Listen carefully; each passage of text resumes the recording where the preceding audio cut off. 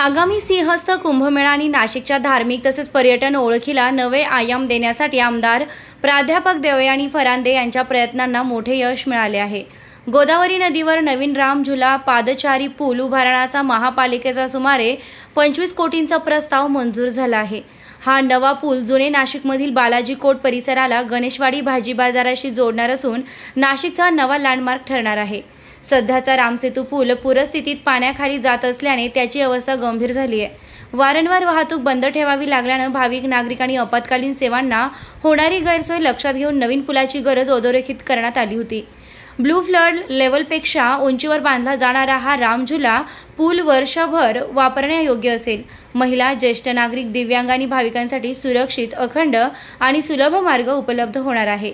या पुलामुळे बालाजी मंदिर, रामकुंड, काळाराम मंदिर, मेन रोड, सराफ बाजार, तपोवन आणि गणेशवाडी परिसरातील वाहतूक आणखी सुलभ होणार आहे।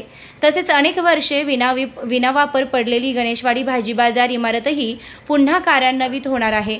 आमदार देवयानी फरांदे यांनी सांगितले, नवीन रामझुला पूल नाशिकच्या सांस्कृतिक आणि धार्मिक ओळखीला अधोरेखित करणारा ठरेल। वाहतूक व्यवस्थेलाही मोठा दिलासा मिळेल।